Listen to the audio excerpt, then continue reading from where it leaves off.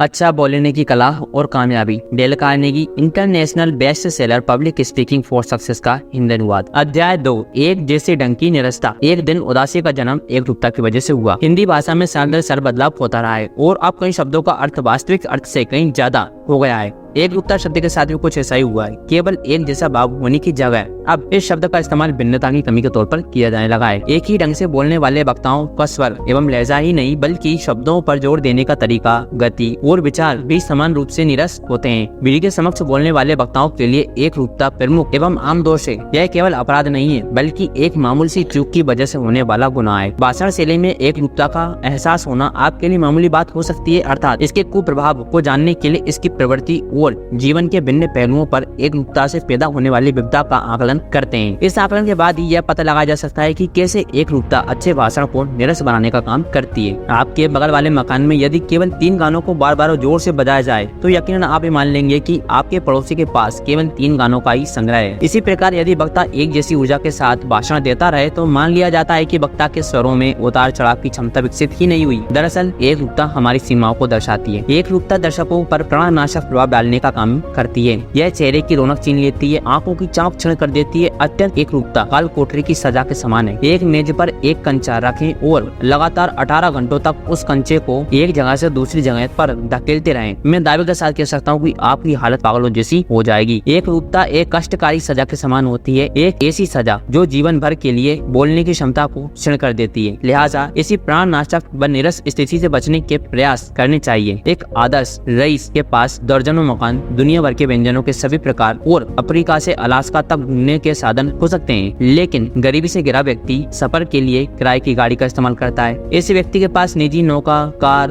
और विशेष रेलगाड़ी में सफर करने की सुविधा नहीं होती। ऐसे व्यक्ति का जीवन मेहनत करने में गुजर जाता है। ऐसा व्यक्ति मंडी से खरीदी गई फल सब्जियों में संतुष्ट रहता है। भाषा और जिंदगी में एकरूपता निर्धनता के समान होती है। जिस प्रकार एक व्यापारी अपने कारोबार को बढ़ाने के लिए मेहनत करता है, उसी प्रकार भाषा में विविधता लाने के लिए भी मेहनत करनी चाहिए। चिड़िया के गीत, पहाड़ी दर्रे और स्वयं पहाड़ों में एकरूपता नहीं होती। एकरूपता भूरे पत्थर की लंबी कतार और पहाड़ों के बीच से दूर तक जाती सड़कों में होती है। प्रकृति ने संपदा के तौर पर कई विविधताएं प्रदान की हैं। इसलिए इंसान केवल अपनी सीमाओं के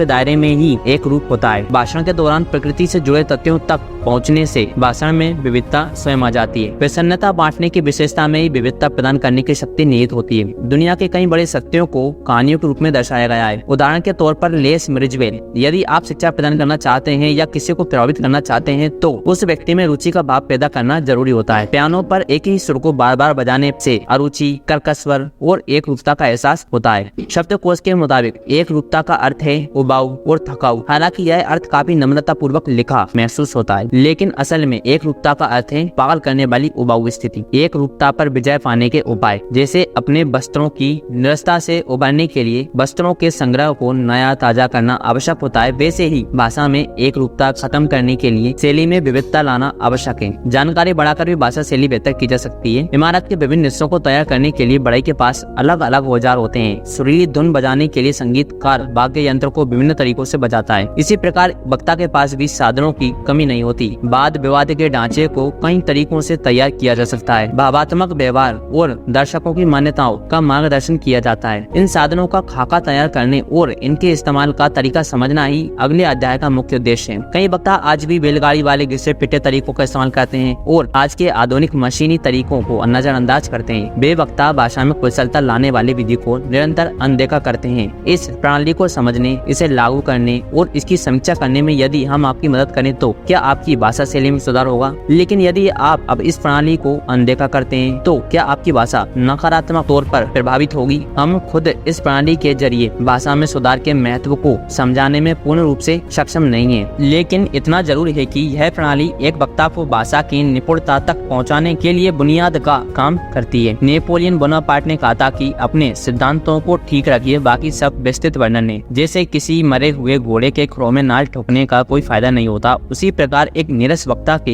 लिए भाषा सुधारने के पुराने सिद्धांत किसी काम के नहीं होते। इस उदाहरण से यह पता लगता है कि कुछ फीके सिद्धांतों को अपनाकर भाषा पर पकड़ नहीं बनाई जा सकती। सार्वजनिक तौर पर बोलने की कला में निपुण होने के लिए सत्य, जोर, भावना, जीवन से जुड़े अहम सिद्धांतों को अपनाना जरूरी होता है। बाकी सभी नियमों को नजरअंदाज किया जा सकता है, लेकिन इस सिद्धांत को याद रखना बेहद जरूरी है। अगले कुछ अध्यायों के गहन अध्ययन के बाद भाषा शैली से एकरूपता का प्रभाव पूर्ण रूप से खत्म हो जाएगा। इन सिद्धांतों के पूर्ण ज्ञान और इस्तेमाल की कला में निपुणता के बाद भाषा शैली में विविधता का स्वयं एहसास होने लगेगा। खास बात यह है कि इन सिद्धांतों को केवल पढ़कर नहीं सीखा जा सकता, इसके लिए निरंतर अभ्यास बेहद जरूरी होता है। यदि अभ्यास के दौरान कोई आपको सुनने के लिए तैयार नहीं है तो आप अपने आप को स्वयं सुने, साथ ही इस प्रक्रिया में खुद के सच्चे आलोचक की भूमिका भी निभाएं। आगामी अध्याय में भाषा शैली की निपुणता के लिए निर्धारित किए गए तकनीकी सिद्धांत मनगढ़ंत नहीं है। इन सिद्धांतों को दुनिया भर के बेहतरीन वक्ताओं और कलाकारों के अनुभव के आधार पर स्थापित किया गया है। विद्यार्थियों को स्वाभाविक रहने के लिए प्रतिबद्ध करना कारगर साबित नहीं होता। भाषण के दौरान स्वाभाविक रहना एक रूपता का कारण भी बन सकता है। उत्तरी ध्रुव में प्राकृतिक तौर पर पाया जाने वाला स्ट्रॉबेरी फल छोटे बीज एवं हल्के तीखे स्वाद का होता है, लेकिन इस प्राकृतिक फल की तुलना उन्नत विधि से उगाए जाने वाले स्वादिष्ट स्ट्रॉबेरी फल से नहीं की जा सकती। पहाड़ों की पथरीली ढलान पर बिना मिट्टी पानी के प्राकृतिक तौर पर बौने पौधे उगते हैं, लेकिन इन पौधों का दुर्भाग्य यह है कि इनकी तुलना नम और उपजाऊ इलाकों में पनपने वाले हरे भरे पेड़ों से की जाती है। बेशक प्रकृति स्वभाव को बरकरार रखे, लेकिन स्वभाव को आदर्श स्तर तक विकसित करने की कोशिश जरूर करें।